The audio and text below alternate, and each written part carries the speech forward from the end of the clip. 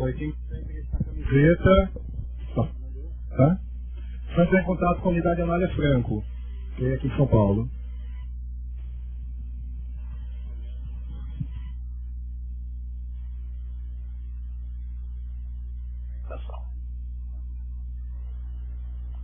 Charles quer falar alguma coisa? Agora faremos o curso.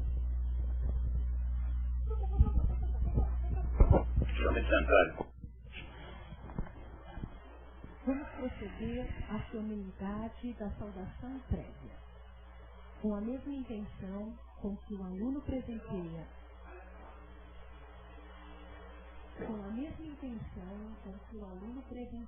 Seu professor com oração, realizaremos o puja tal como tem sido feito na Índia durante dezenas de séculos. Pouse olhar sobre aquele que, diante da turma, ministra esta aula, visualizando-o com saúde, bastante vitalidade e larga expectativa de vida. Como parte objetiva do puja, visualize uma iniciativa que você possa realizar voluntariamente, de forma a tornar o nosso trabalho ainda mais conhecido e respeitado. Swastika.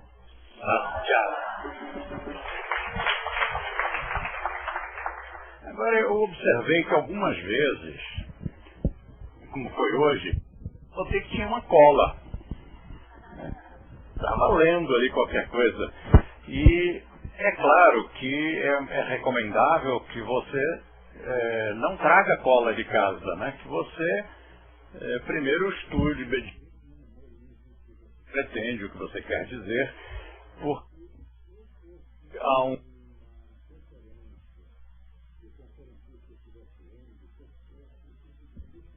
crítico e ele lá traz uma colinha para eles muitas vezes. Então porque a mim não me dá. Me dá uma sensação, não me dá uma boa imagem, me dá uma sensação assim, não é ela que está dizendo aquilo. Aquilo é o que está no papel. Então o ideal é que se você pretender dizer aquilo, você faz sua colinha em casa, estuda e pronto. Depois come o papel.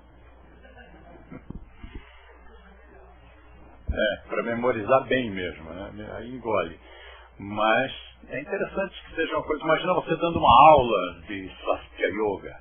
E aí você pega um papel e diz: agora, primeiro anga, mantra, vocalização de sons e ultrassons. Não é a mesma coisa, né?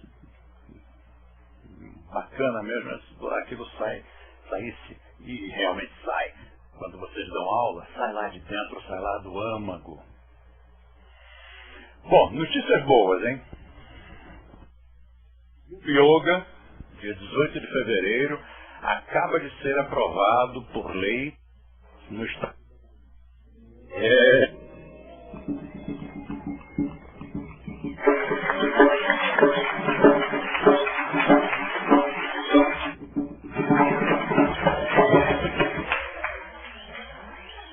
E eu quero agradecer, em nome de toda a comunidade de alunos e praticantes de yoga do Brasil todo, quero agradecer aos Marina Barral, Larissa Ramos e ao grande Durval Leles, que foram os que deram muita força para que o projeto fosse aprovado.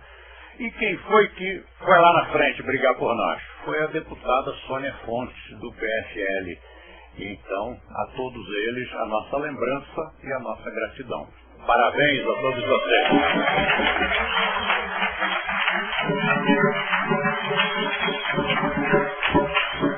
Agora, quem foi o orquestrador disso tudo? Foi o Marquinhos.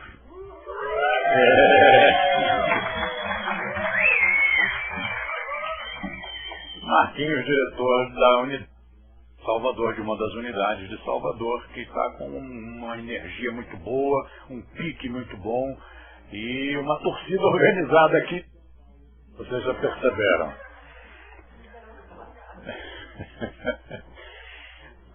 Outra coisa, outra notícia meio engraçada, mas interessante, é que tem uma pizzaria em Belo Horizonte. E também meus parabéns pela iniciativa. Você já imaginou se cada restaurante de cada cidade com o nome Suárez, bom, Suárez é complicado, né? Que lembre o trabalho, é um marketing.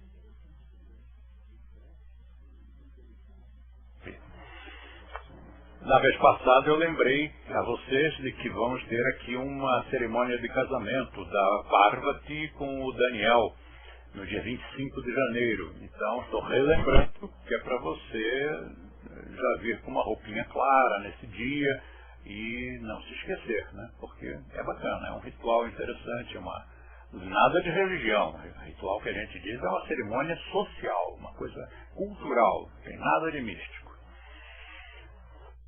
Vi um convite lindo, me dá aqui o convite, da aluna Débora Pereira Cláudio, de Porto Alegre, está se formando em psicologia pela PUC. Bom, começa pelo... Olha que beleza esse envelope. Já tem até aqui um relevo. O nosso convite da Universidade de Yoga é muito bonito, mas quando eu recebi este aqui, olha, eu tive que tirar o chapéu. Eu gostei muito. Então você tem aqui o símbolo da psicologia, a letra Psi. E aí abre, olha que bonito fundo. Não é um papel branco cheio de letrinhas.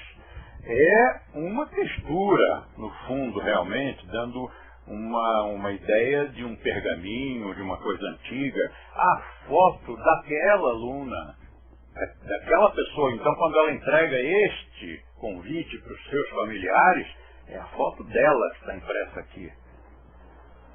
Depois, com o nominho dela, tudo direitinho. Depois tem um livreto em que há uma série de elementos de pompa que dão ao curso e à formatura, as fotos dos alunos todos com a respectiva beca. Eles já vestiram antes para tirar a foto, não é só no dia da cerimônia, não. E com os nomes, todos os dados ali. Depois a turma toda. Está dando para pegar, Miguel?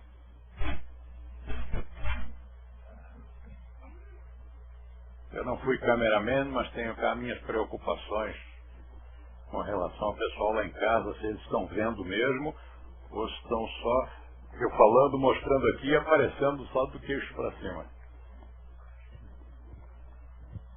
Mais fotos individuais. Olha que beleza. E finalmente, grupos, família, infância.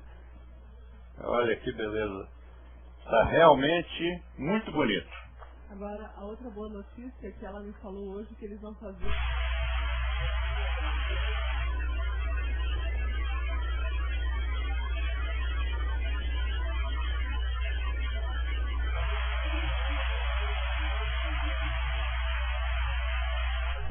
muito marcante em tudo, seja na realização do convite, seja no prazo, na antecedência suficiente para que isso saia bem feito e para que chegue nas mãos dos familiares e amigos em tempo hábil.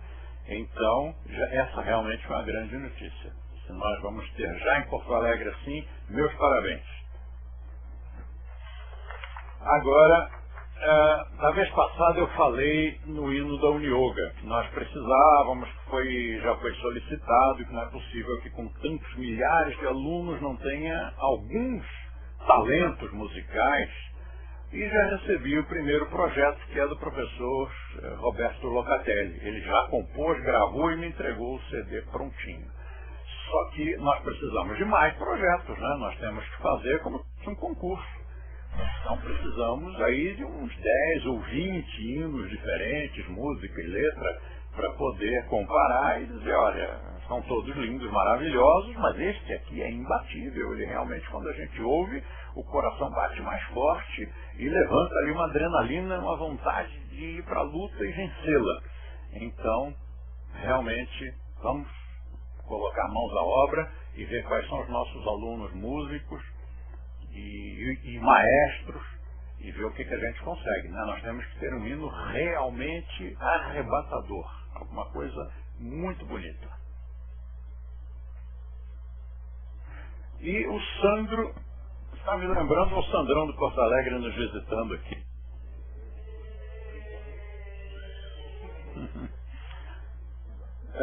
Saiu a revista Boa Forma de janeiro e neste número da Boa Forma há 2 matérias falando bem da gente. 2 matérias no mesmo número. Isto foi realmente um presente. Normalmente tem uma, mas 2 é especial. Então, uma das matérias menciona aqui,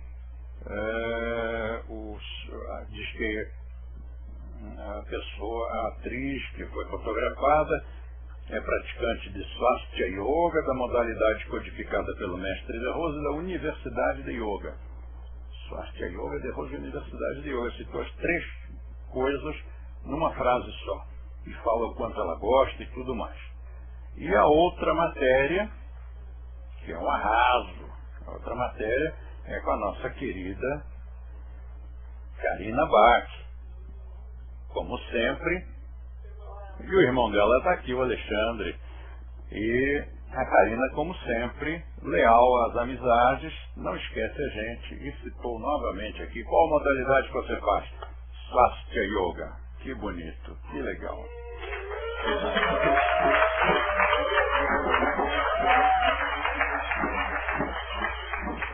Então, Boa Forma deste mês.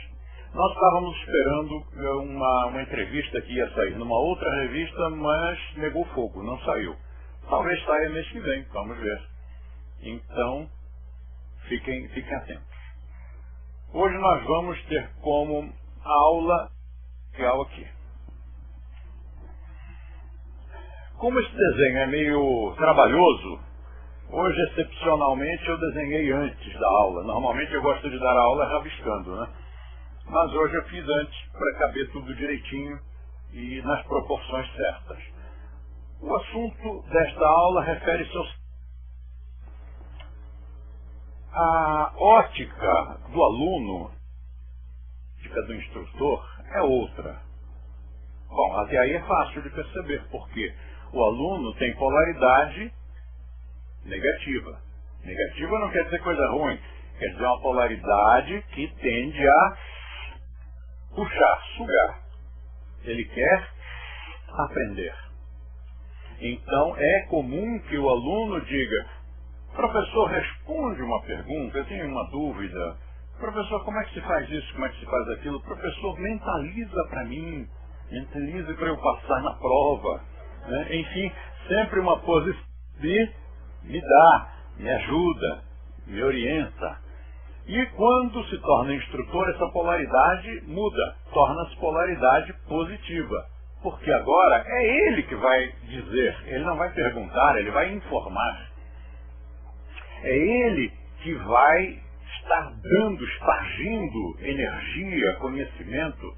Ele não está mais pedindo para as pessoas: alunos, me ajudem. Não, é ele que está ajudando todo mundo pela sua simples ação de presença. Ele se torna um catalisador. Então, isto é fácil de perceber.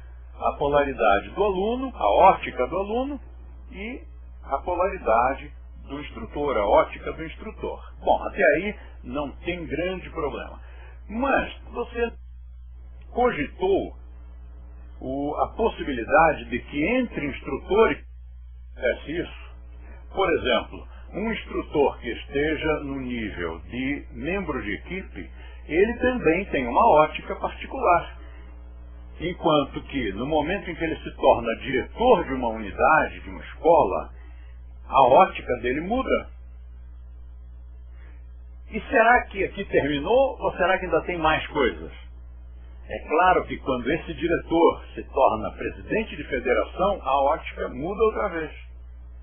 Então este quadro é para explicar e comentar um pouco alguns aspectos que a gente já sabe e que apenas ao chamar atenção para o fato, a gente diz, e é mesmo, olha lá, realmente, é fato isso. Eu até, de alguma maneira, já sabia. E outros que a gente não imaginava. Então, por exemplo, vamos começar pelo aluno. Qual é a ótica do aluno com relação à realidade tática e estratégica do nosso trabalho, da nossa imagem, do nosso nome, da nossa profissão, das leis que possam beneficiar ou prejudicar, do mercado, da tendência? Qual é a visão que o aluno tem disso tudo? Uma.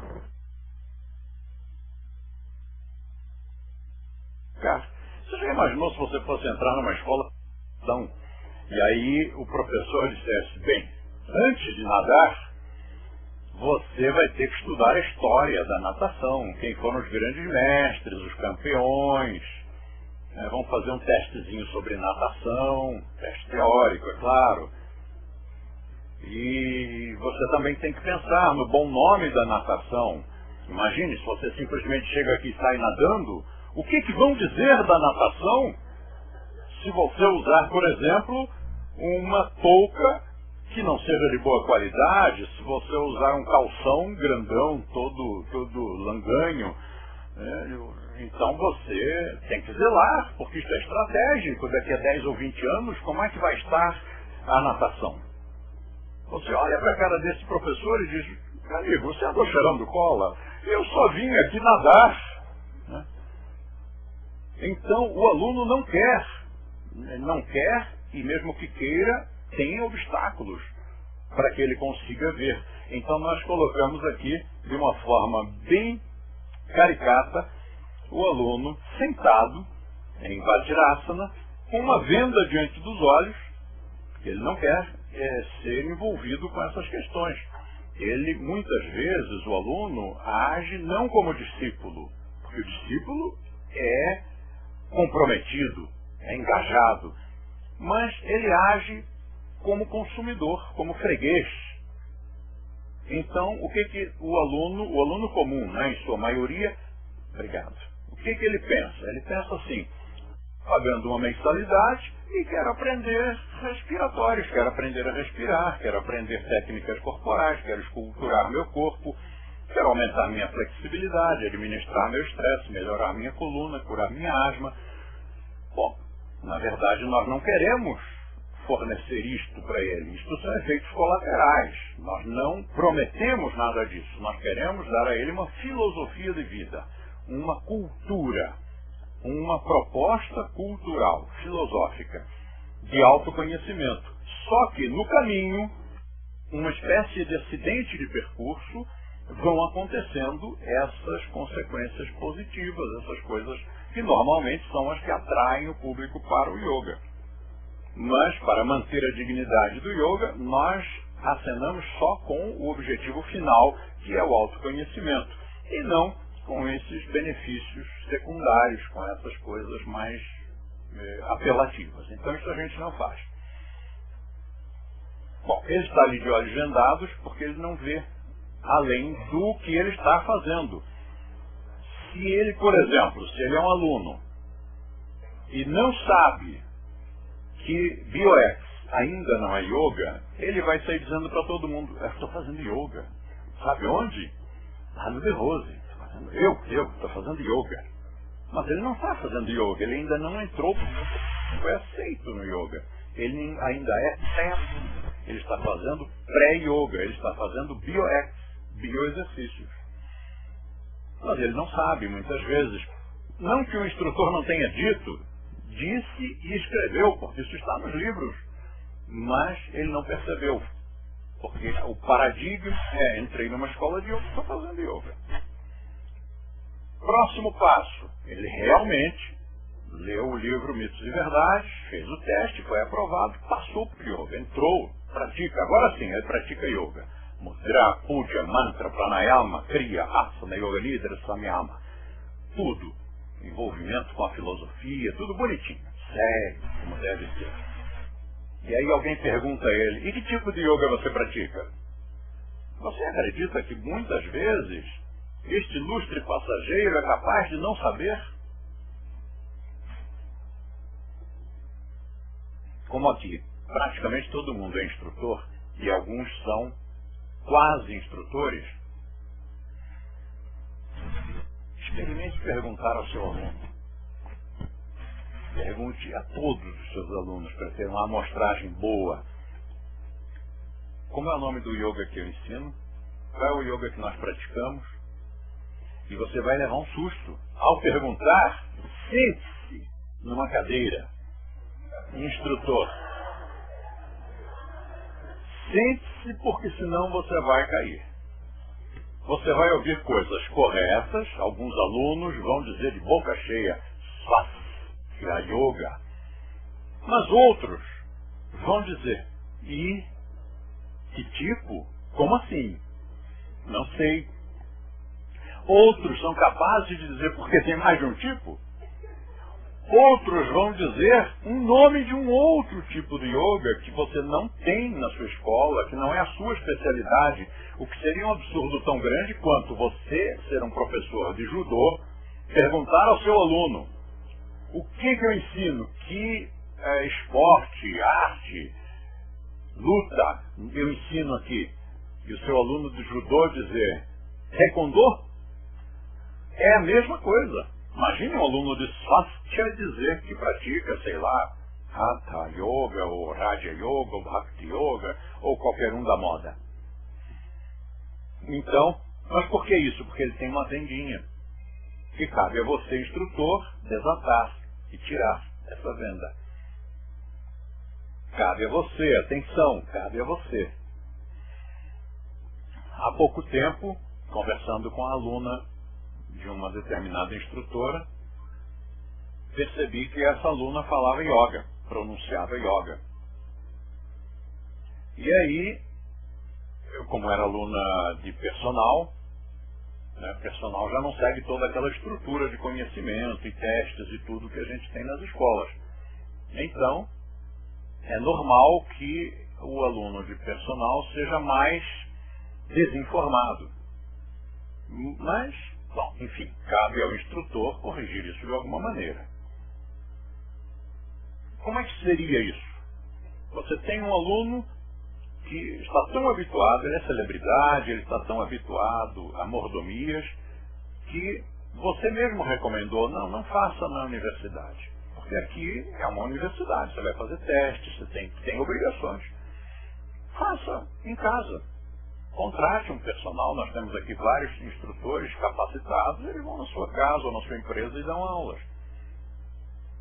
Mas esse aluno precisa receber o conhecimento na mesma, precisa ser estimulado de uma outra maneira. Por exemplo, no nosso caso, nas salas de classe, ele só entra para fazer yoga depois de ler o livro e prestar o teste. E o personal? Bom, não tem teste, mas ele deve ler o livro. Vá estimulando, vá incentivando, encorajando, motivando para que ele leia o livro. Faça de vez em quando alguma perguntinha e diga, isso está lá no livro, no capítulo tal. Ou então, na próxima aula, vou te fazer uma pergunta do livro Yoga, Mitos e Verdades. Vou te fazer uma pergunta do capítulo tal.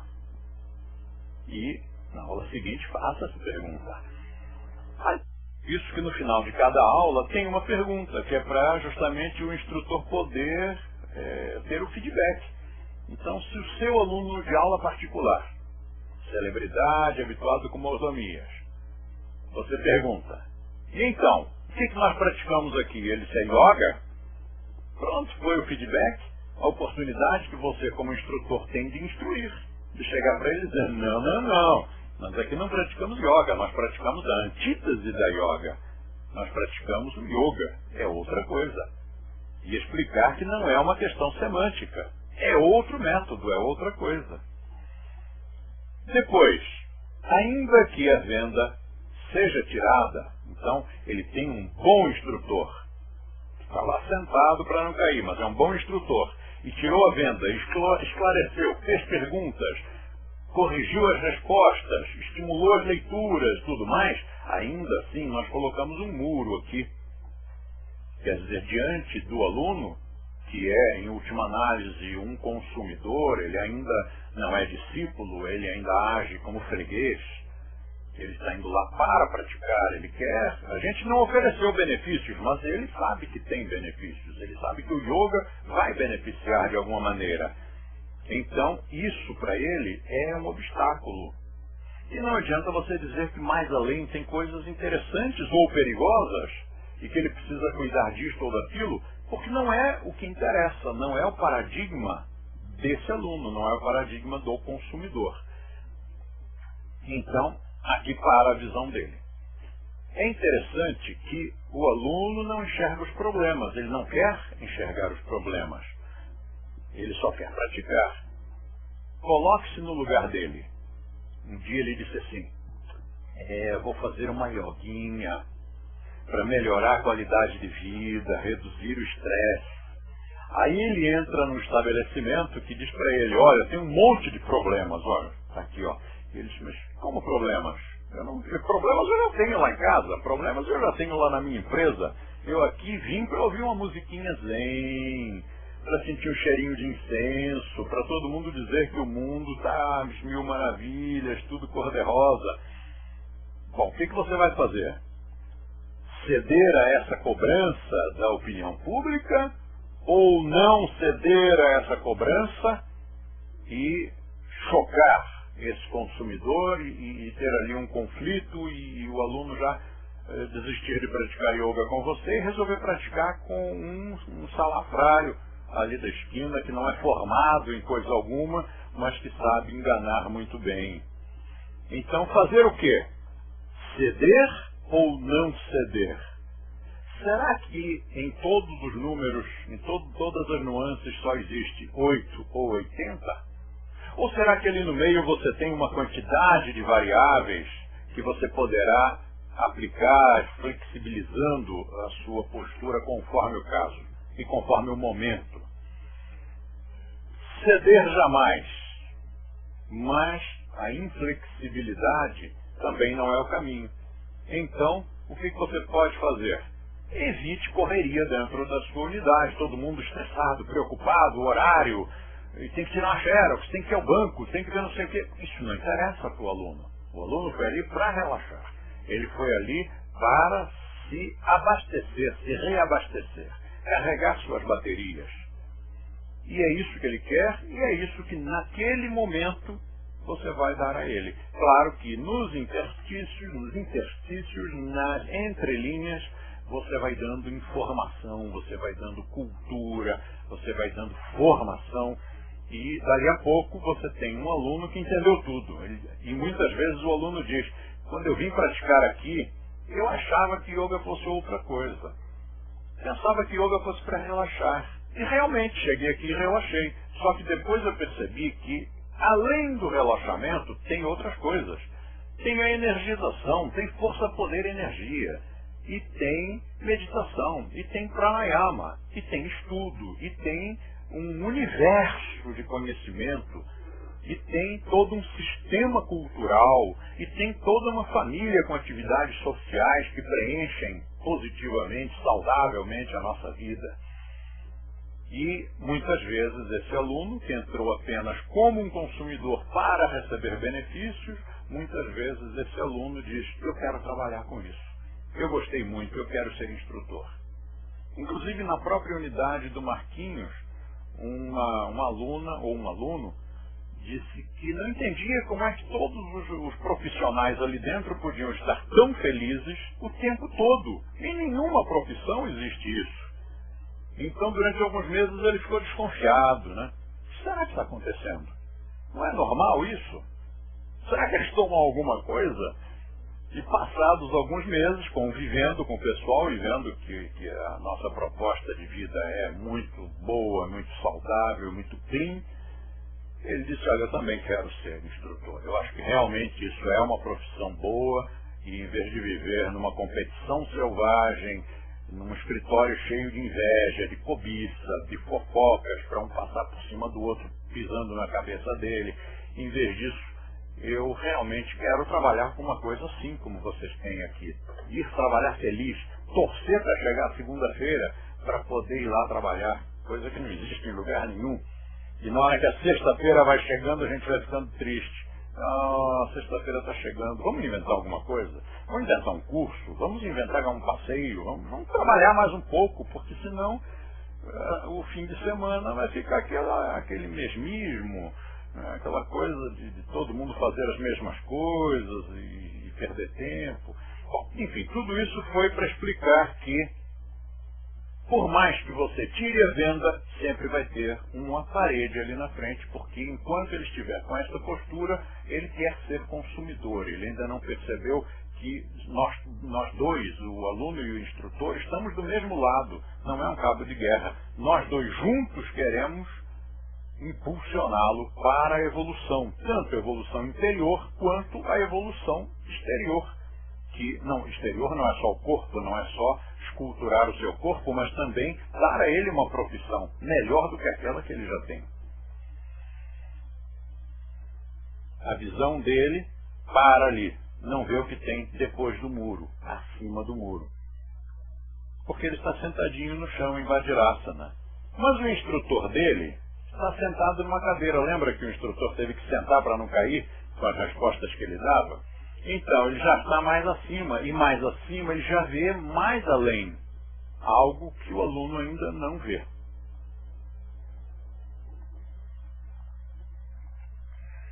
No entanto, a visão do instrutor, membro de equipe, ainda é uma visão um pouco cor-de-rosa demais.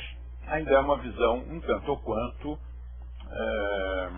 idealista. O instrutor olha lá para frente, mas só vê, eu botei um coraçãozinho aqui, porque só vê doçura, né? Ai, como é linda a nossa profissão, como é linda a humanidade, como é lindo o futuro, como são lindas as pessoas, né? Parece até que ele tomou algum chazinho de cogumelos, né? Tudo é lindo, colorido. Mas por que isso? Porque ele é um instrutor de equipe. Ele, normalmente, saiu de casa. É a sua primeira profissão. Então, ele não era um profissional, ele era filho. Com casa, comida, roupa lavada e tudo mais, tão bonitinho. E dali, de estudante, ele se tornou profissional. Então, a primeira visão que a gente tem é uma visão muito mais sonhadora, uma visão muito mais fantasiosa do que realista. Eu me lembro quando comecei a trabalhar, eu era garotão, estudante, e resolvi abrir minha primeira escola de yoga. E realmente eu não entendia que para que o mundo do trabalho, que a vida profissional, ocupa o nosso dia inteiro e a nossa vida inteira. Eu não entendia isso. Por que eu não entendia? Porque eu era estudante. Eu acordava, já tinha o meu de jejum prontinho que a mamãe havia feito. Olha que bonitinho. Aí eu vesti o uniforme do colégio, lavadinho e passadinho, como se aquilo fosse por obra e graça do Espírito Santo. A fada, colocou ali sua varetinha, sua varinha de condão, e aquela roupa suja e amarrotada das coisas que eu aprontara no dia anterior apareceu limpa e passadinha. Eu vestia o meu uniforme cheirosinho, tomava meu de jejum gostosinho, alguém me dava um dinheirinho para a merenda e para a passagem, que também caiu do céu, porque eu não trabalhei por aquele dinheirinho, eu não sabia de onde ele tinha vindo, e lá ia eu para o colégio. Frequentava o turno da manhã, voltava para casa e o resto do dia e noite, do dia e da noite, estavam livres. Então, de tarde eu fazia o que eu queria, eu ia para uma academia, eu ia fazer um curso de línguas, eu ia para a rua, eu ia para o cinema, ia tomar um milkshake. À noite me juntava com os colegas, ou com a namoradinha, e tinha mais programa, mais passeios, mais conversas. Então, trocar esse universo pelo universo do profissional é uma transição que normalmente choca um pouco, embalança um pouco o jovem, porque aí eu comecei a trabalhar. Peraí, agora não é turno da manhã, ou turno da tarde, ou turno da noite, agora eu vou sair de casa às 7 da manhã, ou antes às vezes, e vou trabalhar direto o dia inteiro, e vou voltar para casa cansado, e não dá para fazer mais nada, não dá tempo de fazer uma academia, não dá tempo de fazer um curso. Os outros da minha idade, isso no Rio de Janeiro, os outros da minha idade estavam na praia, e eu estava trabalhando, e à noite? Aí todo mundo ia namorar, mas eu estava cansado, eu ia dormir. Então, algumas vezes, isso aos 20 anos de idade, algumas vezes eu me questionei, caramba, será que é vida isso? Então, não tem tempo para me divertir? Não tem tempo para descansar, para namorar, para fazer cursos, para viajar? E embalança a cabeça da gente.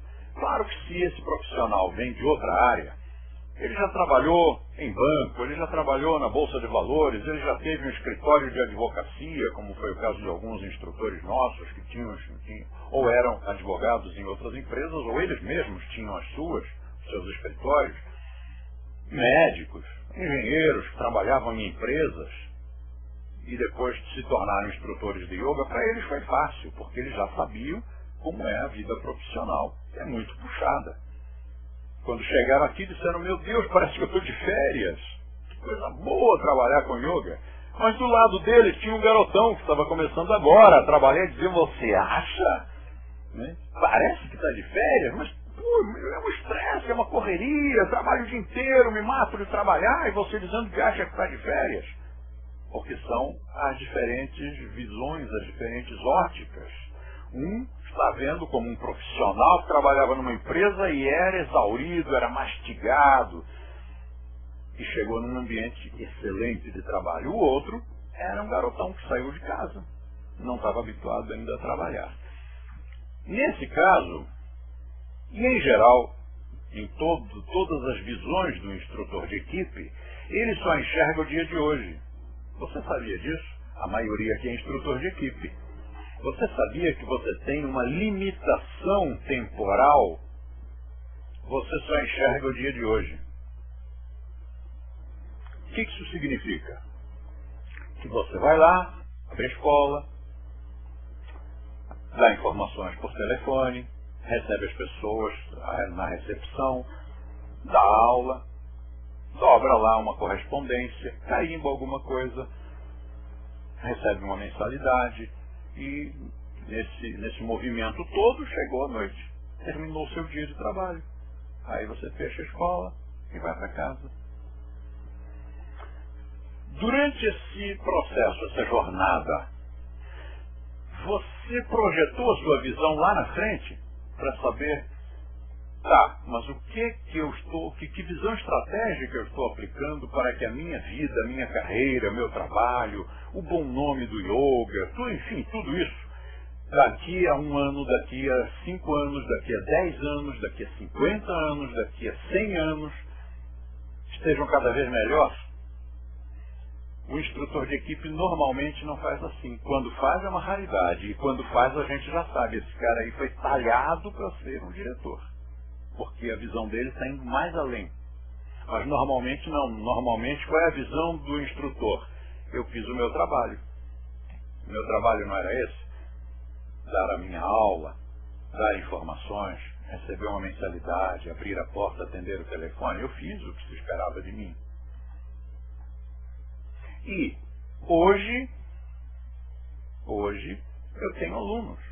Isso significa que no final do mês eu vou ter um dinheirinho. O que eu vou fazer com esse dinheirinho? Eu vou para a Night, eu vou para o Hopi Hari, eu vou comprar uma roupinha,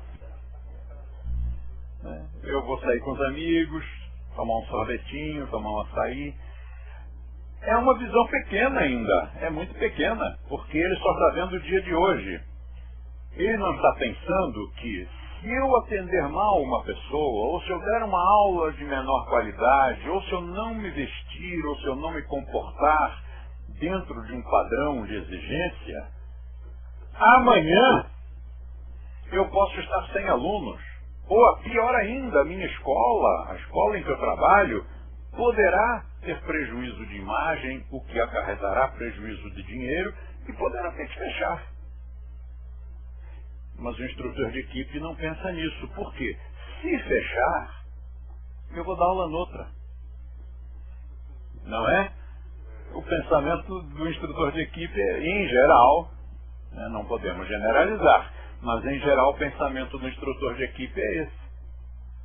Se a minha escola não der certo, problema do diretor, foi ele que não soube administrar. Se eu não tiver mais esta sede para dar aula, eu vou dar aula na outra unidade da mesma rede. Então, a visão do instrutor é uma visão ainda pequena. Ela passa por cima do muro, mas não passa por cima do próximo obstáculo. A visão dele não alcança. Então ele tem uma visão muito romântica da profissão.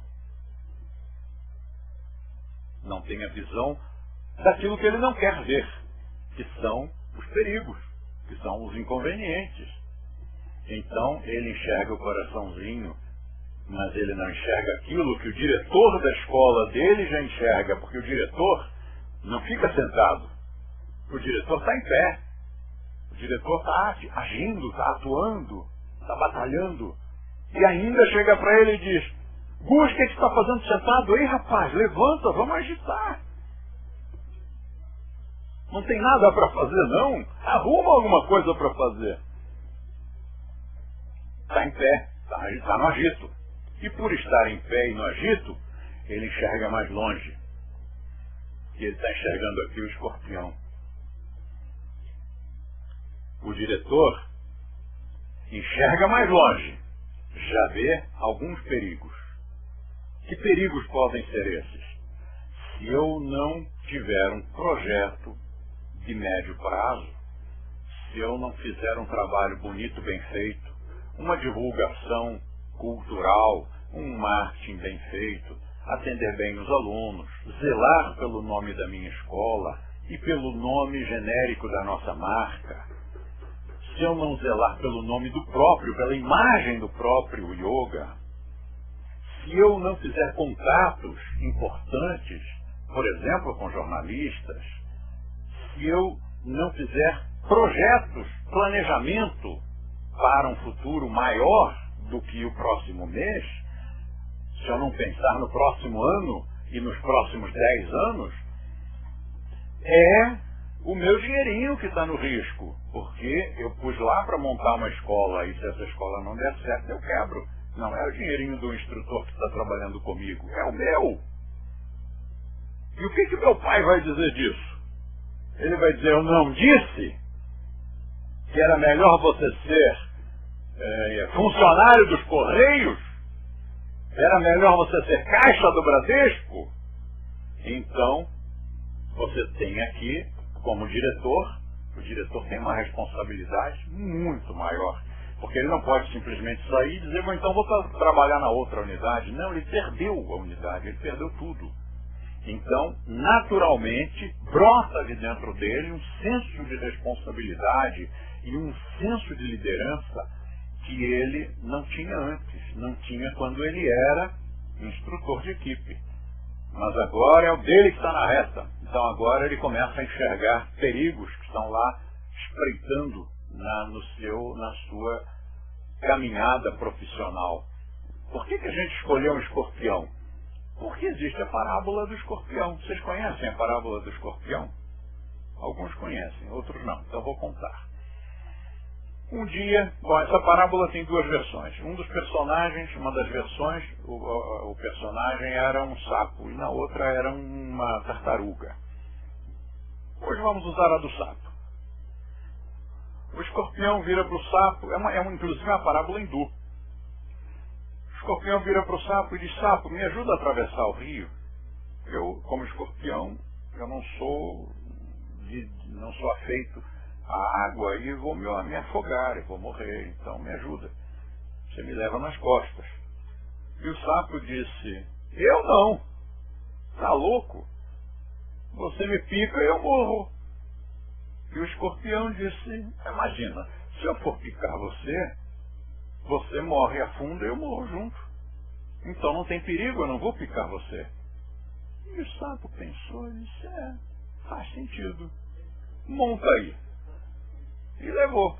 Quando estava no meio da travessia, o escorpião picou o pescoço do sapo. E o sapo viu que ia morrer e disse, escorpião, que isso? Como é que você me pica no meio da travessia? Você não vê que eu vou morrer e você morre junto?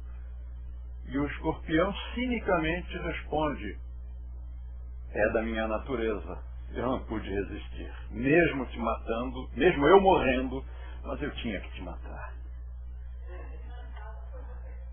Ainda diz, culpado foi você que acreditou em mim. O culpado ainda é a vítima. Na verdade, é mesmo culpado pela inocência, é culpado de ingenuidade.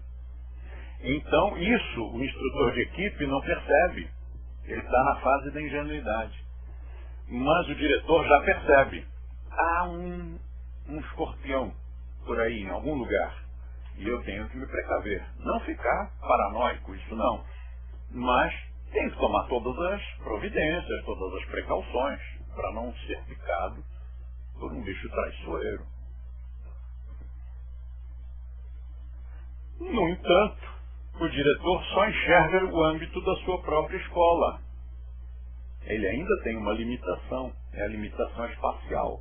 Enquanto que o instrutor tem uma limitação temporal, o diretor tem uma limitação espacial. O diretor, de uma certa forma, olha para o seu próprio umbigo. Porque ele faz tudo isso, mas ele ainda faz isso tudo pensando na sua escola. Não é o seu que está na reta, então ele está pensando na sua escola. Ele não tem uma visão de conjunto. Ele tem uma projeção no tempo para a sua escola, mas ele não tem uma visão de conjunto. Então, quando ele toma uma iniciativa, faz um planejamento, cria um projeto, ele faz tudo isso pensando nesta escola, neste benefício, neste estabelecimento. Sim, mas e os outros? Não, eu tenho que cuidar do que é meu, né? Eu preciso cuidar do meu. Primeiro eu tenho que cuidar do meu. Essa frase é denunciante, deletéria e perniciosa. Primeiro eu tenho que cuidar do meu. Se você escutar isso, por favor, dê um sermão na pessoa que disser isso, porque ele não está percebendo que, ao ter uma atitude egocêntrica, fechada, ele não está beneficiando a si mesmo. Nós funcionamos quando um ajuda o outro, e o outro ajuda o outro, e o outro tem condições de ajudar a gente. Se não houver essa coisa de um ajudar o outro, você não vai para frente. Então, a teoria de que eu preciso cuidar primeiro da minha unidade para depois pensar numa união nacional, pensar na grande família, não é gente nossa. Não pode. Faltou a quinta característica. A quinta característica qual é mesmo? Sentimento gregário, que foi o grande segredo do nosso crescimento, do nosso sucesso. Em outros lugares, cada um cuida de si. Aqui, nós cuidamos de cada um. Cada instrutor, e às vezes até os alunos entram nessa. Nós queremos servir, nós queremos ajudar, nós queremos nos solidarizar, nós queremos apoiar, não importa a consequência, nós queremos ajudar, nós queremos um apoiar o outro. Isso faz a nossa força. Eu me lembro que um dia, há muito tempo, um curso foi organizado numa cidade, não vou dizer que cidade é, e o responsável pela Uniyoga na época disse assim: ô fulano, você não vai dar apoio para esse curso? Você não vai ajudar o curso? E o diretor, note, não era instrutor de equipe, era um diretor, já tinha uma visão mais ampla, um alcance maior. Mas tinha uma limitação espacial. E o diretor disse, não, eu estou abrindo agora, eu estou novo, minha escola é muito nova, primeiro eu tenho que cuidar da minha escola. Primeiro eu tenho que me estabilizar para então poder dar apoio para esse curso. O que ele não percebeu? Não percebeu que dando apoio àquele curso, ele estaria beneficiando a sua escola. Mas não queria justamente que a sua escola, que era nova, ganhasse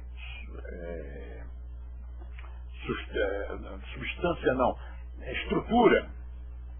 Então, ao apoiar o curso, o nome dele seria conhecido, porque iria constar dos folders, iria constar dos cartazes, e seria citado nas entrevistas de jornal, seria citado nas entrevistas de televisão. Ele estaria ajudando a si mesmo. Mas, ao fechar-se e pensar na sua escola, ele perdeu toda aquela divulgação. Há uma parábola chinesa que fala sobre isso. E é o melhor exemplo da união. Um cara morreu e foi para o inferno. E chegando no inferno, ele percebeu que tinha muito arroz, tinha muita comida. Não parecia inferno aquilo ali. Era tão bom. E tinha até os hashis, aqueles pauzinhos para comer. Só que o hashi era deste tamanho. Ele pegava o arroz e não conseguia pôr na boca. E aquilo era um inferno. Ele tinha comida e não podia comer. E aí ele disse, e como é o céu? Vamos lá ver. Chegou lá no céu e era igual. Cheio de arroz. Um hashi deste tamanho. Disse, mas então deu na mesma. Céu ou inferno é igual. E o condutor ali, o guia, disse, não, olha a diferença. É que no céu, cada um pega uma porção de arroz e dá para o outro. E o outro dá para você. Então, é essa a diferença entre céu e inferno. E é essa a diferença entre sucesso e fracasso. E é essa a diferença entre União Nacional do Yoga e o resto. Nós nos apoiamos uns aos outros. Você vai dar um curso num lugar, a gente divulga. Você vai fazer um produto, a gente compra. Mas será que eu vou querer esse produto? Será que isso é útil para mim? Não importa, é do colega. Então a gente apoia. É preciso, então, superar a limitação espacial. Não pensar na sua escola. E isso é tão impressionante que nas administrações anteriores daqui mesmo, da sede central e da União Nacional do Yoga, que é sediada, por enquanto ainda está sediada no mesmo espaço, no mesmo prédio, muitas vezes eu intervinha numa discussão em que as pessoas estavam debatendo assuntos como se isto fosse apenas para uma cidade ou para uma escola. E eu tinha que dizer, mas peraí, para tudo. Vocês estão se esquecendo de que nós somos a União Nacional, é para o país todo. Então essa iniciativa, seja de aumentar o preço ou diminuir o preço, ou dar um desconto, ou promover um produto, ou assim, um brinde para dar para os alunos, ou uma divulgação, uma propaganda, não importa o quê.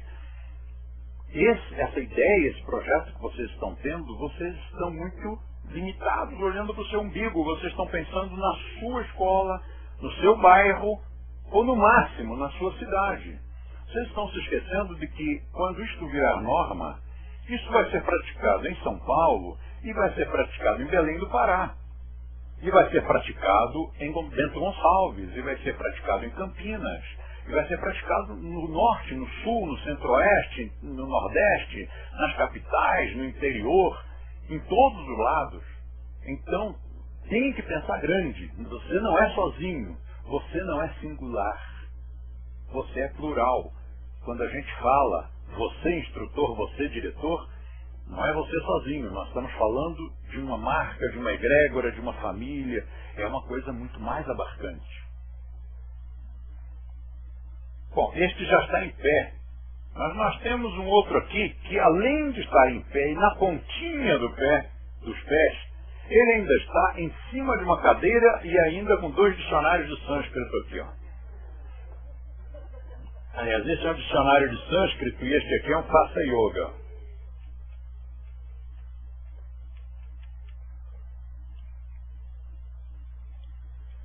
Esse é o presidente de federação. Ele enxerga a imagem romântica, porque o idealismo a gente não pode perder jamais. Lembra-se daquela frase do Che Guevara? Hay que endurecer-se, pero sin perder la ternura jamás. Então, hay que endurecer-se, pero sin perder la ternura jamás. Ele está enxergando isto, mas também está enxergando os escorpiões da vida, mas, ainda além disso, ele está enxergando a serpente da árvore das maçãs ali, ó. Está enxergando tudo, está enxergando muito além. Está enxergando coisas boas e coisas menos boas. Ele está tendo uma visão estratégica, ele está vendo a longo prazo, porque ele é um presidente de federação. Ele enxerga as ameaças futuras e tem noção de conjunto. Ele, como presidente de federação, ele percebe que o trabalho não é só a unidade dele, são as unidades do seu estado, da sua jurisdição, da capital e do interior. E que, se ele não cuidar muito bem dessas unidades, elas fecham. E se as unidades fecharem, o nome dele, o status dele, a credibilidade dele como presidente de federação vai ficar abalada. Se essa federação, por exemplo, tiver menos realizações que as outras, os próprios seus pares, os outros presidentes de federação, automaticamente, naturalmente, vão olhar para ele com um olhar diferente. Mas então, no seu estado não tem curso nas universidades? O seu estado não faz uma colação de grau na Assembleia Legislativa e não tem esse convite maravilhoso? O seu estado não tem no dia do yoga? Quantas unidades tem no seu estado, colega? E o colega vai dizer, bom, no meu estado inteiro tem muitas, tem várias. Sim, mas quantas? E quantas fecharam? Não, mas não foi culpa minha. Os caras é que são incompetentes, porque não sabem trabalhar. Sim, mas quem é o líder? Quem é que tem que ensiná-los a trabalhar? É o presidente de federação com a sua visão de futuro e de conjunto. Então, o presidente de federação está olhando lá na frente. É o único, talvez seja o único naquele estado que consegue ver tão longe. Essa visão de distância tem muito a ver com curvatura da Terra, e aqui está um observador. Um observador. E aí vem um naviozinho, aula de primário, hein? Naviozinho à vela. E ele olha, não vê nada. Mas se ele estiver mais alto, se ele estiver aqui no topo de um farol, ele olha, agora ele vê. Porque a altura dele agora permite. Quanto mais alto você está, mais longe você divisa. Para isso conta, é claro, tempo, tanto que no exército existe um jargão que diz que a antiguidade é posto. Então, se você é tenente e o outro ali também é tenente, quem é mais tenente ali? Quem é que manda? A antiguidade é posto. Você tem um dia a mais, então você manda, o outro obedece. A antiguidade é posto. Realmente aqui também é. Mas não é só. Não basta você ter tempo se você não tem estudo, não tem experiência e não tem ação efetiva. Se você não tem realizações. Tendo realizações, você vai subindo na escala hierárquica. E depois de alguns anos, muitos anos, no mínimo 12 anos de estudos, prestando exames sempre, mais pelo menos uma tese aceita e publicada na forma de livro e, no mínimo, 50 anos de idade, então esses instrutores se candidatam ao mestrado. Não é que ele ganhe automaticamente. Tem mais de 50 anos de idade, tem um livro publicado e tem mais de 12 anos de estudos e passando de grau, sendo aprovado todos os anos, então, automaticamente. Não. Agora ele pode se candidatar e poderá receber ou não esse título, que é muito reservado para não banalizar, para não vulgarizar. Então há muito poucos que chegaram ao grau de mestre. E estamos com alguns em vista. Nós estamos com um projeto aí esperando. Tem uma porção de gente capaz e que merece já receber o mestrado, mas nós estamos esperando por razões mesmo logísticas. Mas aí ele chegou lá, ganhou o grau de mestre. Geralmente, quando ele tem o grau de mestre, ele também já era presidente de federação ou virá a ser. E o presidente de federação, espera-se que ele também venha a ser mestre, porque são duas coisas que são quase consequência uma da outra. Os presidentes de federação geralmente são os mais antigos professores daquela jurisdição, daquele estado ou daquela região. E é normal que seja assim. Se ele é o mais antigo, ele é o que conhece mais e ele é o que já tem o maior índice de demonstrações de lealdade, de fidelidade, de amizade e até mesmo de aceitação, de humildade, de aceitação das broncas, porque é inevitável que ao longo de um processo, de um trabalho, de uma evolução profissional, filosófica, iniciática, que ele receba broncas, que ele receba punições. De repente ele tinha um grau, não agiu direito, perde o grau. Perde um selinho, é rebaixado. Isso acontece em toda parte, isso acontece nas empresas, isso acontece no exército. Então, é uma punição, existe sim. No yoga também existe isso. No yoga tântrico também existe isso, claro. Mas ele aguentou firme todos aqueles anos e ele é o mais antigo do Estado. Então é normal que seja convidado a ser presidente de federação. Qual é o próximo passo? Espera-se que o próximo passo seja o mestrado, espera-se que ele se torne mestre. E o mestre, olha a diferença. Este aqui estava em cima de uma cadeira, mas este está no topo de uma torre e com um telescópio ali, com uma luneta telescópica. Ele vai ver muito mais longe. Tem percepção além das limitações dos demais.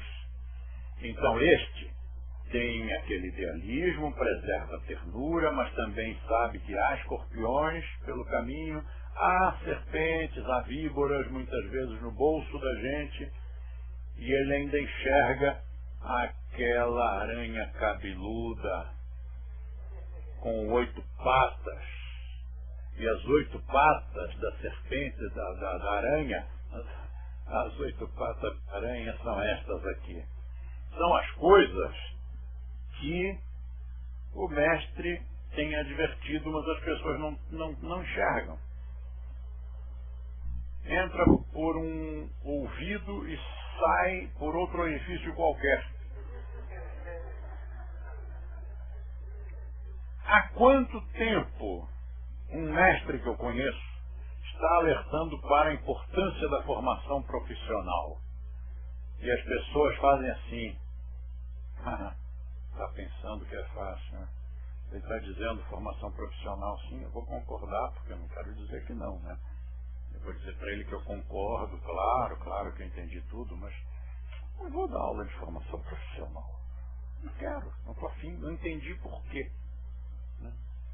Além do mais, eu vou formar outros profissionais, vou formar concorrência para mim. Está pensando que as pessoas, que alguns não elaboram esses pensamentos atravessados, transversos, Tem gente que pensa assim e não forma. Cursos nas universidades. Quantas vezes a gente tem alertado, os cursos têm que ser nas universidades federais, estaduais e católicas e nas boas universidades particulares, aquelas que detêm um bom nome. Por que isso? Para reforçar a credibilidade, porque o yoga é recente no Ocidente. Muita gente não sabe bem o que é. Para piorar, o mercado de trabalho está poluído, está coalhado de vigarice. Então, imagine, você tem um que é formado e faz um trabalho sério. Em volta dele você tem 100 que não são formados e que estão aqui por oportunismo, porque o yoga hoje é uma boa profissão. Então ele diz, vou trocar.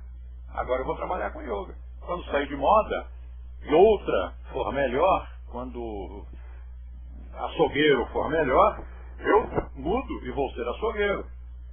Quer dizer, não é uma pessoa que está naquilo por ideal, ela está naquilo por oportunismo. Então você tem um sério e 100 paraquedistas em volta dele. A imagem deste que está fazendo um trabalho sério, de certa forma, fica comprometida. Então, a sociedade em geral, a opinião pública, a imprensa, os seus amigos, os seus parentes, quando você diz que ensina yoga, ele vai associar com que imagem? Com a daquele sujeitinho ali que não sabe nem falar, com aquele outro que já fez uma falcatrua. Até, quem sabe, com ele mesmo, quer dizer, o outro fez uma falcatrua com seu amigo. Aquela imagem ridícula que ele viu na televisão, então associa com isso, que mexe com a credibilidade. Aí você diz, estou fazendo universidade de yoga. O quê? Sempre vai ter alguém que vai imaginar que você está fazendo aquilo que ele viu acolá, que não tem nada a ver com o que você realmente está fazendo. Mas, na hora que você disser, sim, estou fazendo esse curso, o certificado sai pela PUC. Epa!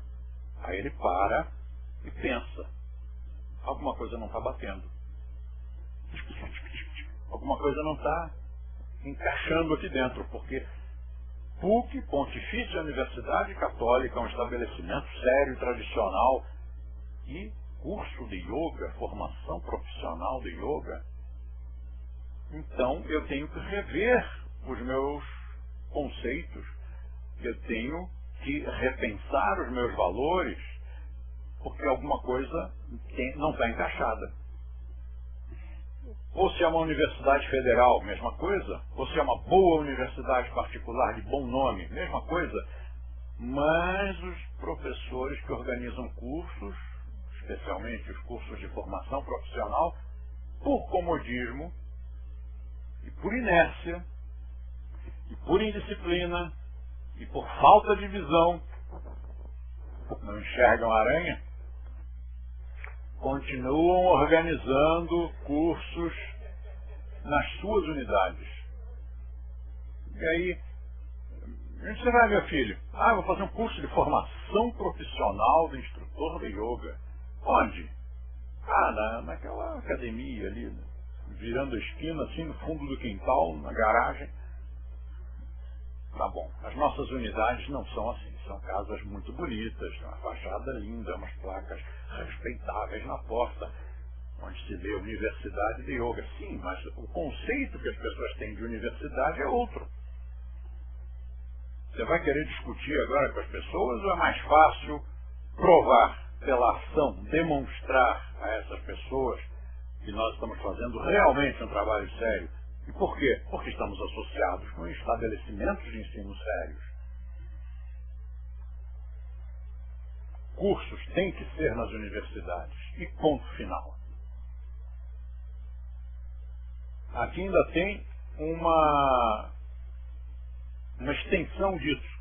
É que a entrega dos certificados tem que ser em lugares como assembleias legislativas, com a presença de autoridades, deputados, senadores, enfim, autoridades respeitáveis da sua cidade.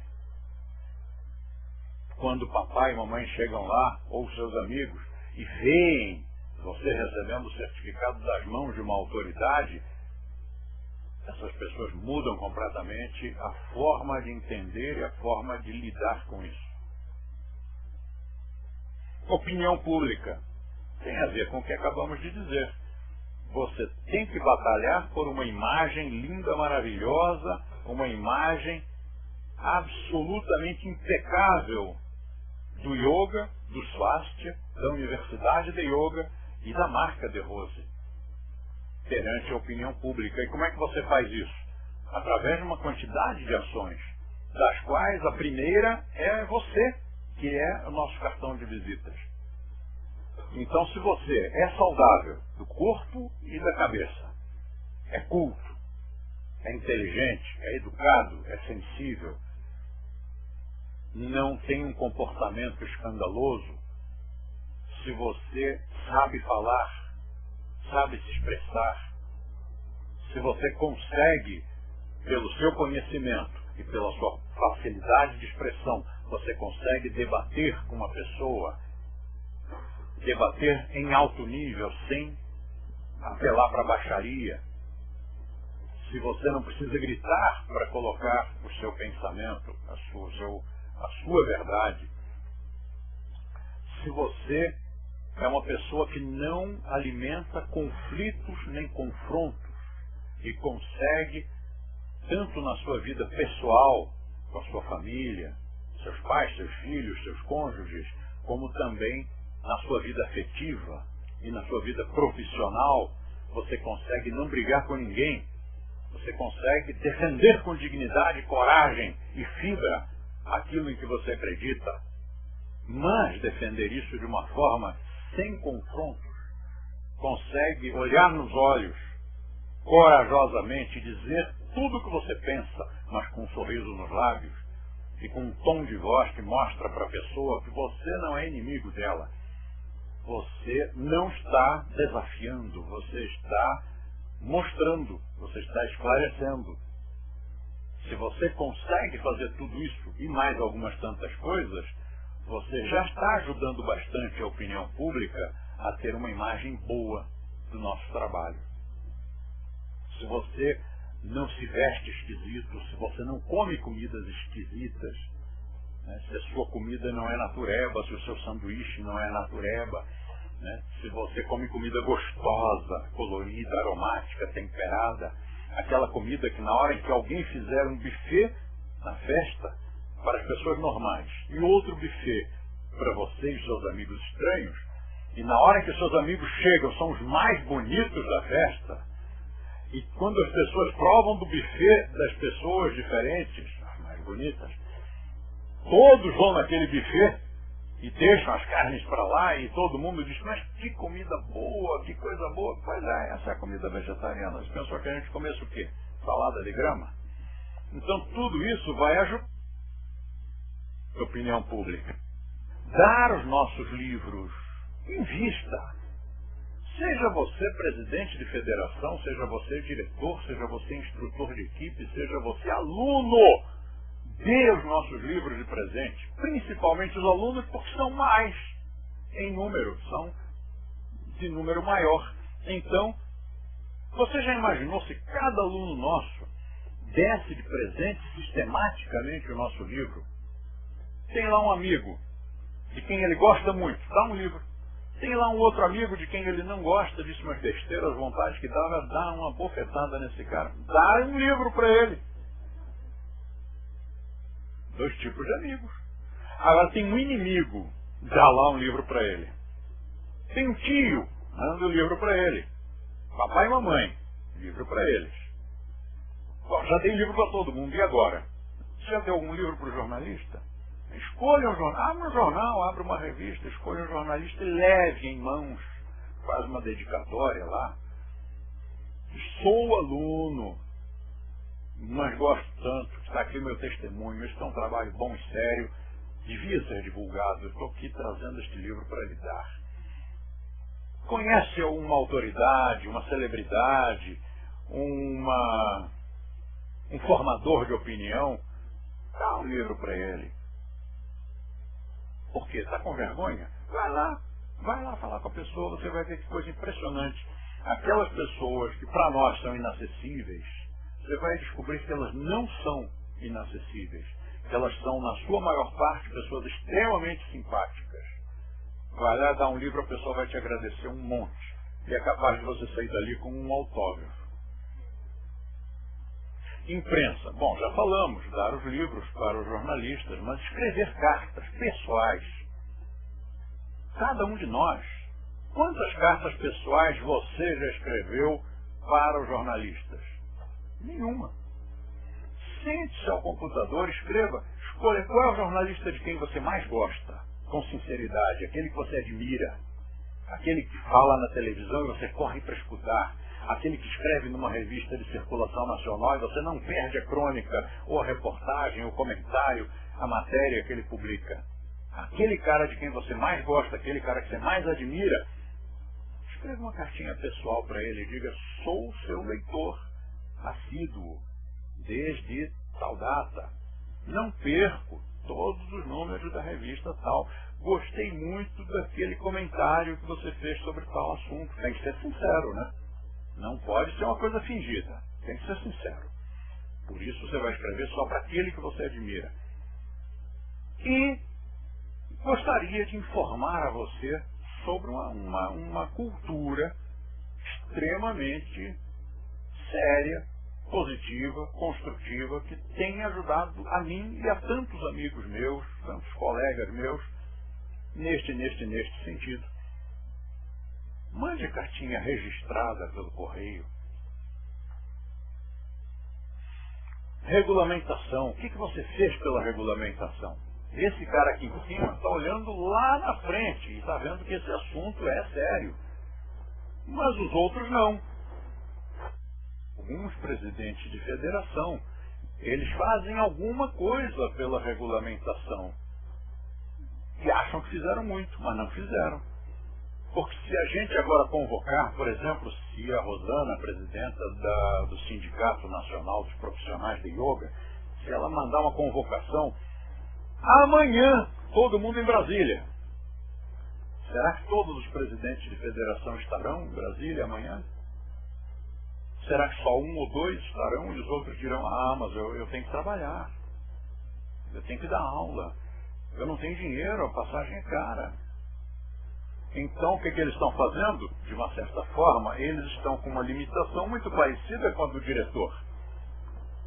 Porque com relação àqueles aquelas 8 patinhas da aranha, ele não alcança, a visão não alcança, ele não percebe a importância da regulamentação. Ele acha que é apenas uma questão de honra. Porque a gente cismou com isso, né? Então, tem que saber que se a regulamentação não ocorre, o yoga está correndo um risco muito real. E que risco é esse? E por que o yoga e não o swastika ou o yoga? Por que o yoga está correndo um risco muito real?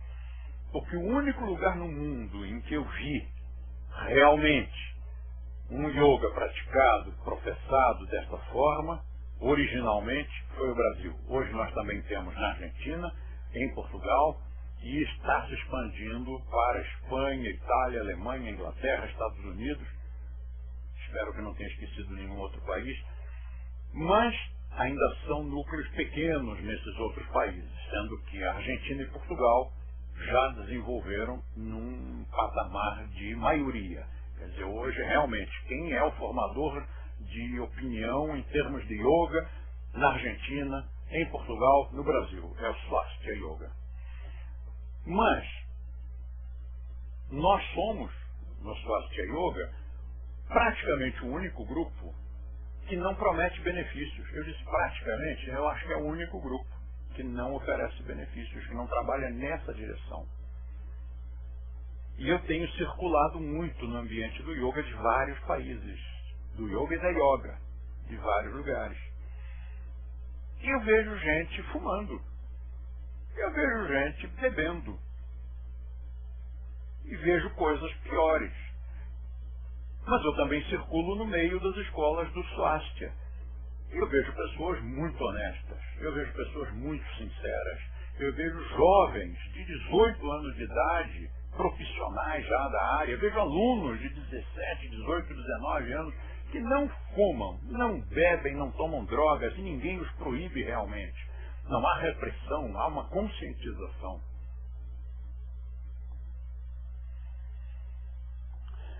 Se a regulamentação não ocorrer, há um risco muito grande de que o yoga seja apropriado por outra disciplina qualquer. Os dois grandes riscos são a educação física, que já tem tido as manifestas, tem saído pela imprensa, eles mesmos escrevem, eles mesmos dizem que yoga pertence à educação física. Ora, o yoga tem 5.000 anos. A educação física, não me lembro quantos anos tem, mas foi regulamentada agora, em 1998. Antes disso, nem sequer era regulamentada.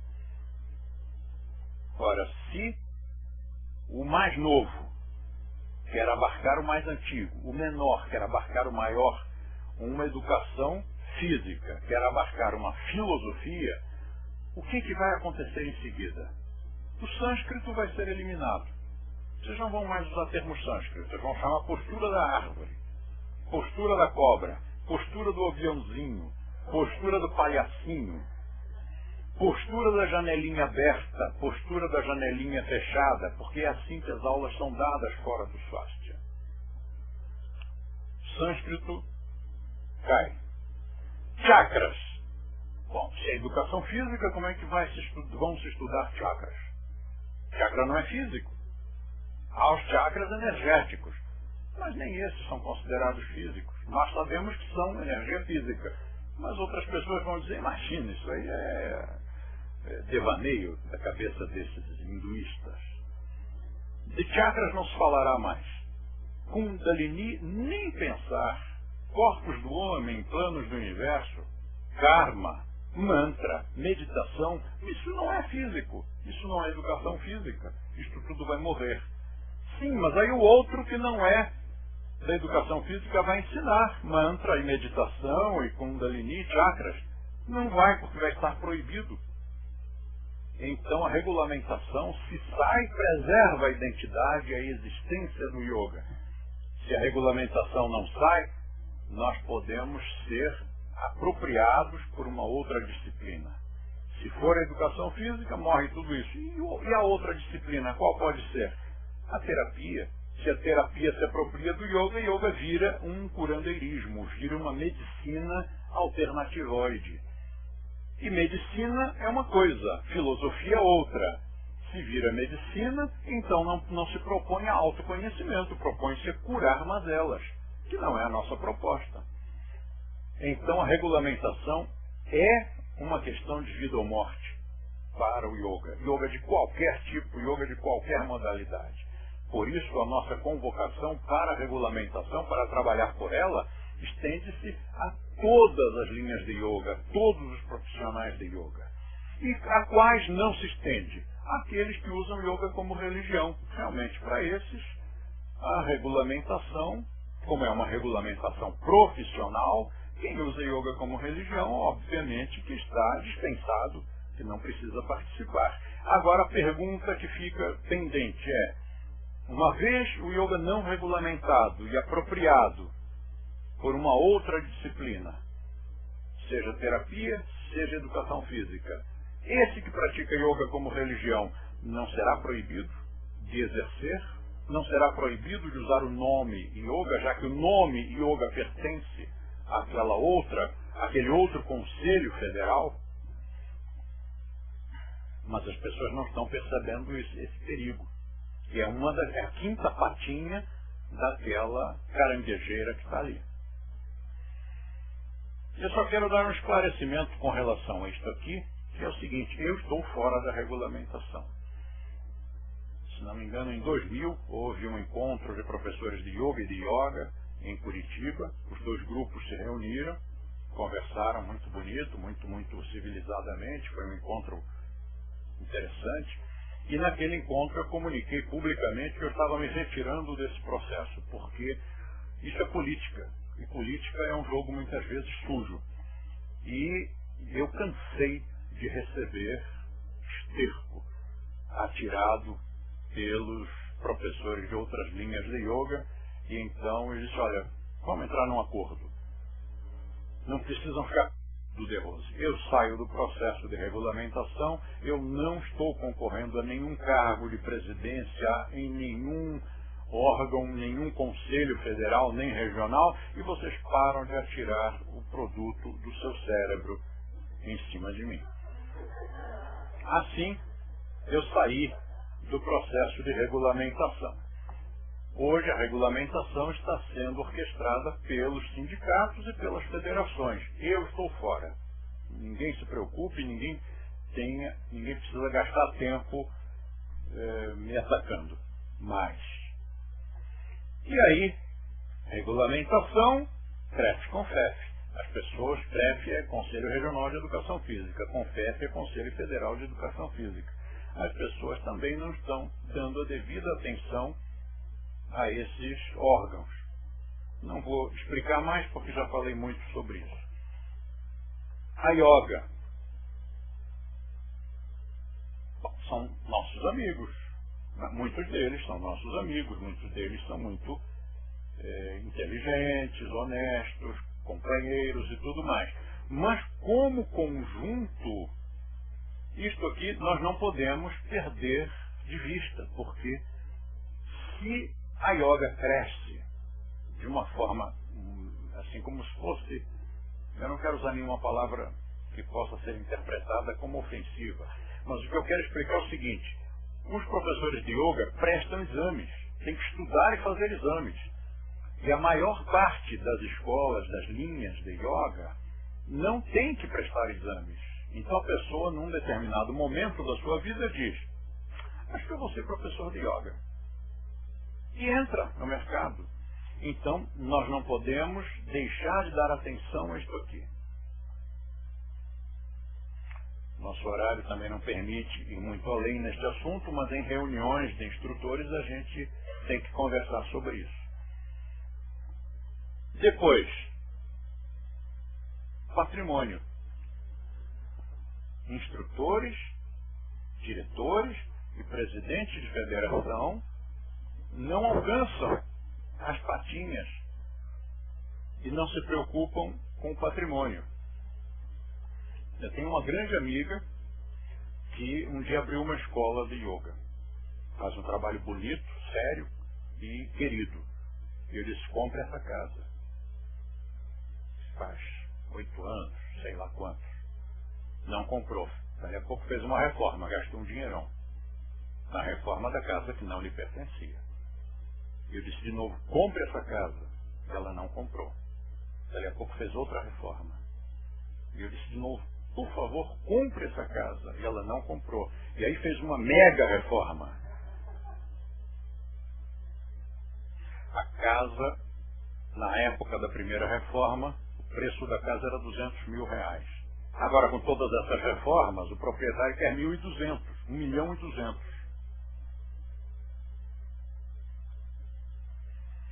As pessoas não se preocupam com patrimônio.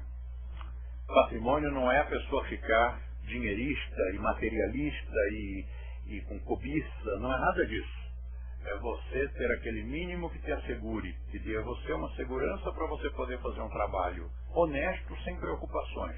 Um trabalho em que você não tenha de ser obrigado a abrir concessões, porque senão não sobrevive. Então, os professores que têm sede própria, eles não abrem concessões. Eles dizem, o trabalho de yoga é assim. Se quiser, é isso. Se não quiser, pode fazer yoga em outro lugar. Mas os que estão em casas alugadas, com medo de não poder pagar o aluguel, e muitas vezes tendo que sair daquele ponto porque o proprietário pediu a casa, num jogo um pouco de chantagem.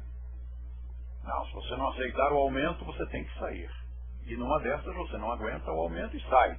E aí você perde todo o trabalho feito naquele lugar, perde o ponto, perde os impressos, perde as placas. E aí é um prejuízo danado, e é como se ele voltasse quase que a zero. E aí o que ele muitas vezes faz? Abre as pernas. Começa a fazer um trabalho não tão bom porque ele precisa sobreviver. Então ele abre concessão. E depois chega numa certa idade, vai ficar mais velhinho. Ou ele sofre um acidente de carro. Ou ele fica doente, porque instrutor de yoga também fica doente, pelo amor de Deus. É uma máquina. Uma máquina que pode funcionar bem ou não, por qualquer razão. Nós ficamos menos doentes que os outros. Nós nos recuperamos mais rapidamente que os outros. Mas nós também ficamos doentes. Aí um dia, ficou doente. E agora? Não tem sede própria. O que ele vai fazer da vida? Eu me lembro de uma professora que era diretora de uma unidade e era presidente de uma federação, mas que não formava instrutores e não se preocupava com patrimônio. E um dia ela me telefonou, muito triste mesmo, assim, arrasada, dizendo: "Zé Rose, eu fiquei doente. Eu tive um problema de saúde devido à minha idade, devido a isso, aquilo, e não posso mais dar aulas. Como eu não formei instrutores, e agora estou entendendo por que você falava da importância de formar instrutores, e como eu não tenho sede própria, eu estou fechando a minha escola, estou devolvendo a federação, estou parando de dar aulas." O que foi feito dela, ninguém sabe, sumiu do mapa. De que ela está vivendo hoje? Não sei. Então, são coisas que a gente está vendo lá, está escondido ali atrás da montanha, mas existe. E se você não é um profissional que migre de uma profissão para outra, mas é um profissional de carreira, se você tem uma preocupação com o seu futuro e com o futuro da nossa profissão, da nossa filosofia, você tem que estar atento a estas 8 patinhas aqui. E em cada reunião a gente vai abordar um desses tópicos para, então, sim, poder esclarecer e não deixar nenhuma dúvida a respeito. Pronto. Olha que bonito é. O Jóris está desenhando, ele me mandou um rafzinho dessa aula, desse desenho, e está muito bonito. Eu estou ansioso para quando ele terminar, estou ansioso para que ele termine logo, para a gente ter isso aqui, para pôr nos livros,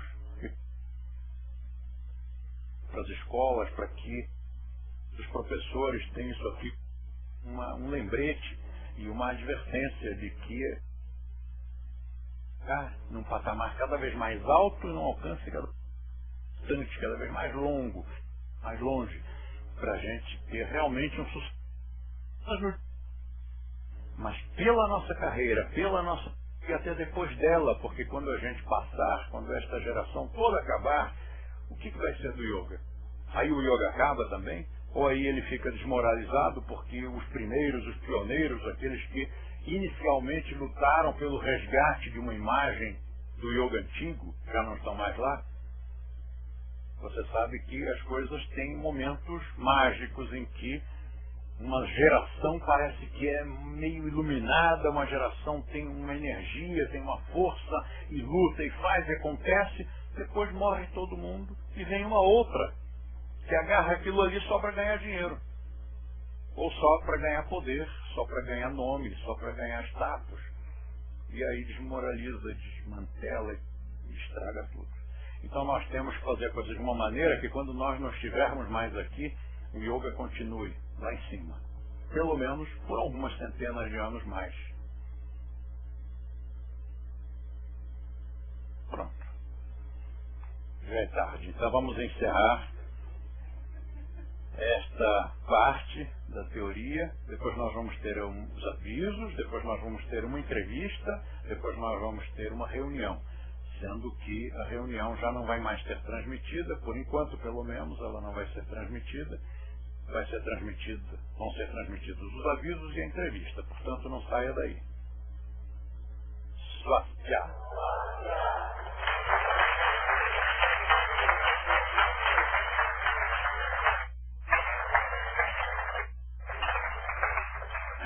Os avisos.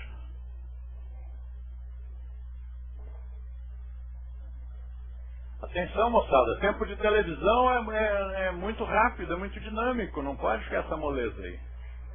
Quando eu falei que ia ter avisos, o microfone na mão da pessoa. Pode. Bom, pessoal, a Unidade Jardins é a única unidade que a gente tem todo mês, primeiro sábado do mês, curso com o mestre De Rose. Então nós temos o plano anual, onde os instrutores têm desconto. No qual? No qual, perdão, no qual. De onde é só lugar físico. Errei. O lugar físico é que é isso que eu queria dizer. O instrutor tem desconto, né? Então mais informações, você liga aqui para a Unidade Jardins, fala com os membros de equipe ou comigo, que a gente passa as informações direitinho.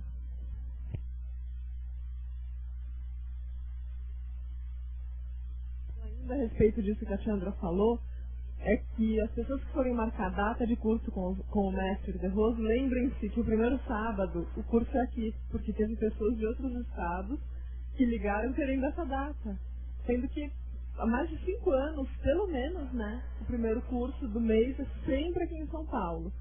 Então essa tradição vai ser mantida. Não liga, não fica falando com a Vivi, não adianta, porque o primeiro do mês é aqui. Isso já não vai ser mudado, né? Betão tem um recado agora.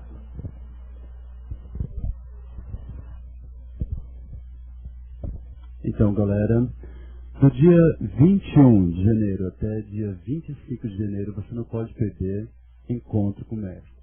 Vai ser... Então, o encontro está sendo organizado através aqui da Unidade Jardins e a Unidade Leblon. Então, apenas os custos serão pagos, preço normal, e as demais atividades é só mesmo para acompanhar o mestre em lugares inusitados contados aí no livro Yoga Místico Verdade. Não sei.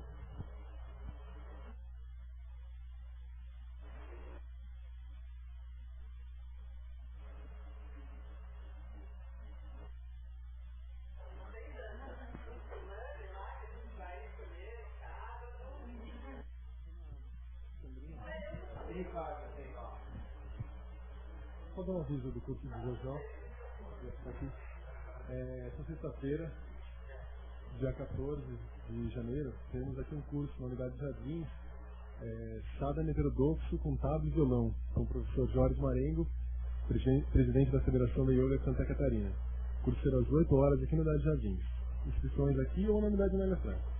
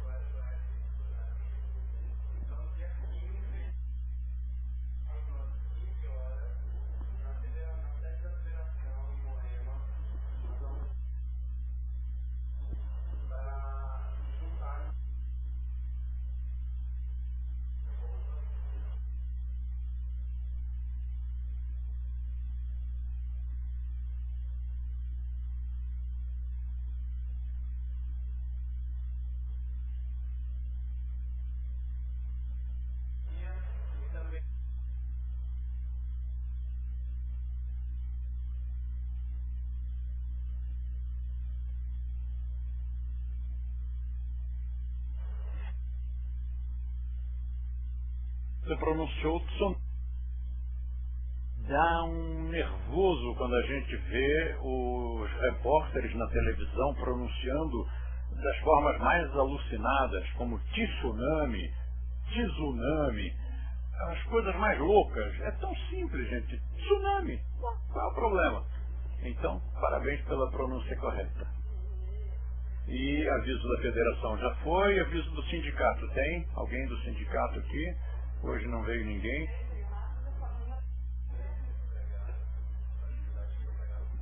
pega aí o microfone.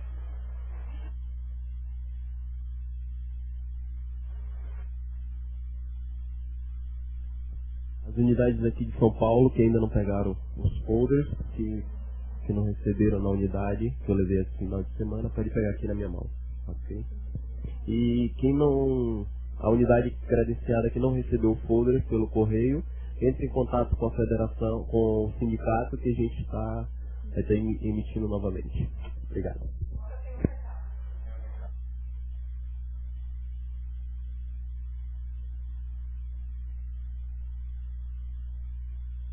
Esse último aviso que foi dado é que a União Nacional de Yoga ofereceu como um presente de Natal 400 folders de presente. É isso, né, Charles? 400 folders de graça de presente. É outro folder? Pronto, desculpa, é outro assunto.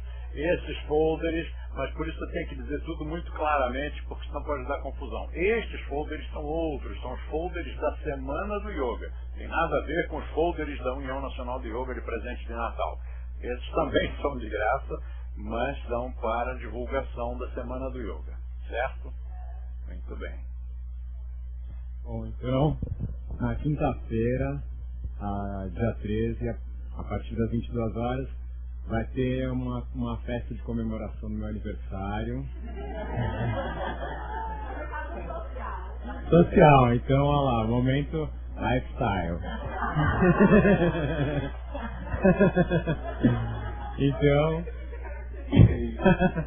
Então, sentimento gregário. Vai ser na Up Club, que fica lá na Rua Mauri, em cima do restaurante Eco. A Rua Mauri, para quem não conhece, a Rua Mauri é a rua que tem os restaurantes mais badalados e sofisticados aqui de São Paulo. E vai ser uma ocasião para reunir toda a egrégora, então todo mundo lá. A gente conseguiu VIP 0, ou seja, não precisa pagar para entrar, só paga o que consumir. E para se inscrever na lista, então, manda um e-mail, walter.w.candido@unioga.org.br, ou fala com o seu instrutor para ele te inscrever na festinha, ok? Beijo. Um aviso ali. Corre o microfone. Esse é o Léo. Você tá muito lento. Bom, o Walter deu um aviso do aniversário dele, eu quero também avisar que daqui a pouco é meu aniversário. E avisar que a gente vai comemorar amanhã no Piola, da Praça Vila Boinha, às 9h30 da noite. Então eu espero todos vocês lá, pra gente passar um momento gostoso. Muito bem.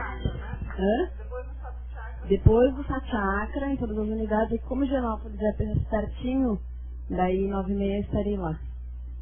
Muito bem, parabéns. Pronto, então agora é a entrevista, né? Nós vamos encerrar essa parte. Quem vai entrevistar? A gente vai entrevistar o Alebac.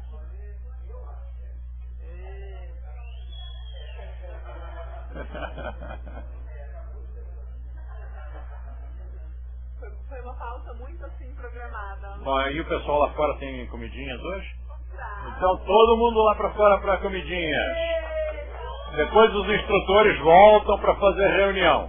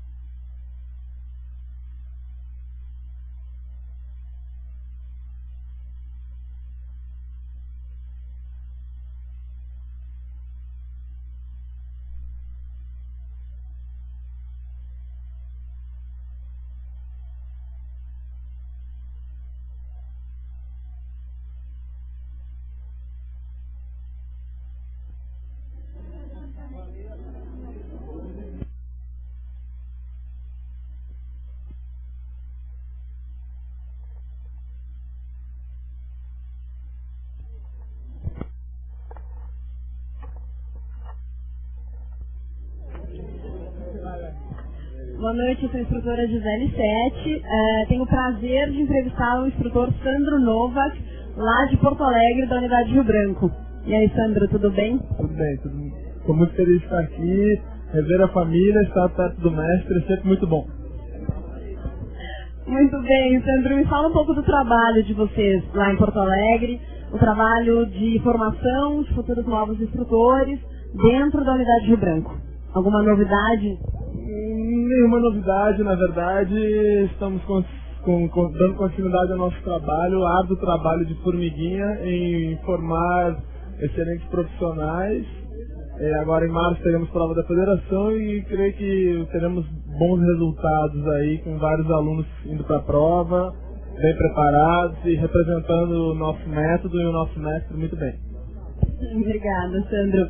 O Sandro, sempre que vem a São Paulo, ele tem coisas para nos ensinar, coisas para nos mostrar em relação ao trabalho, e sabendo que a Unidade Rio Branco é uma das unidades modelos.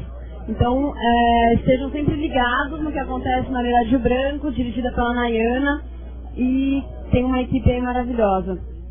Obrigada, Sandro. Obrigado.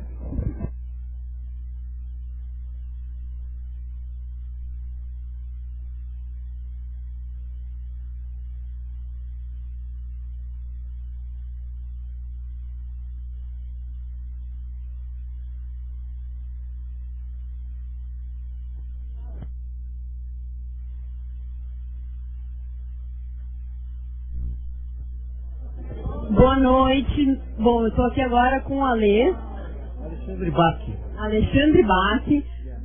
que foi já praticante aqui da Unidade Jardins, é isso, Alê? Deixa eu ver. Acho que há 11 anos já que eu frequento a casa. E eu estou aqui, né? Maravilha. Ele sempre vem nos visitar, não sei se você ainda é aluno, mas enfim. O Alê está sempre em contato, vem sempre às aulas do mestre de Rose. Eu fiquei sabendo há pouco que você é um grande músico. Demorou, hein? Então, a gente está gravando um CD novo, produção do Paulo Calazan, produtor do Jorge Versilo. Tem uma música que era, na verdade, ela era um mantra inteiro em sânscrito. E a gente botou a letra em português, que foi Ondas do Amor, e acabou dando o nome ao disco. Foi bem engraçado, que era Om Shakti Shiva Om Namah Shiva Lingam Satguru Om Shakti Om. Aí ficou: um belo dia eu vou lá, minha linda, te dá tudo aquilo que é de bom, não te dá tudo aquilo que sonhou e amara. De repente eu tô pensando agora como vai ter o lance do hino do yoga, de fazer, gravá-la inteira em sânscrito, que eu já queria ter feito isso. Como que era um CD em português, né, gente? Não, eu vou fazer só o finalzinho da música, uma vinheta. Maravilha. De onde veio essa inspiração, Ale? A vontade de fazer um CD, enfim, se tivesse alguma relação ao yoga, ao swastika? De onde veio a inspiração? Assistiva, né? Legal. Ale, me fala também um pouco aí do Projeto Florescer. Eu sei que existe uma parceria grande entre a União Nacional de Yoga e o Projeto Florescer, que é coordenado pela sua mãe, Nádia Bach. Então, agora esse mês, foi em dezembro, a gente ganhou uma loja no shopping aqui da prefeitura. E esse mesmo, que é no caso do Recicladins, né, que é uma das atividades lá do Florescer, que atende 1.500 crianças em várias atividades culturais, né. Uma delas é a pessoa aprender moda, ela criar os modelos, reciclar o jeans, né, ela vai ter aula de cidadania, uma série de coisas. Isso daí a gente inaugurou, acho que uma das primeiras franquias sociais, que já vendeu para alguns lugares do país, e agora os shoppings. A gente vai essa reunião essa semana para abrir em Campinas. A gente participou de uma feira de moda em Milão em setembro. Agora em março a gente vai estar na Feira de Moda Internacional da Espanha, que vão ter 2 stands lá legais pra gente. Patrocínio da Fizer, ao Jabá. Então está sendo bem gratificante, né? A gente podia, esse ano aqui, manter mais contato, né, entre a União Nacional e o Florescer. Sem dúvidas. Acabar as férias. Sim. Bom, Ale, obrigada pelas suas palavras e aí por essa proximidade sempre, de ter um grande carinho por você e por toda a sua família. Tá bem? Obrigada. Para qualquer informação, quem tem algum interesse em praticar Flocha Yoga, em fazer parte da Universidade de Yoga, o nosso site é www.uni-yoga.org. Boa noite.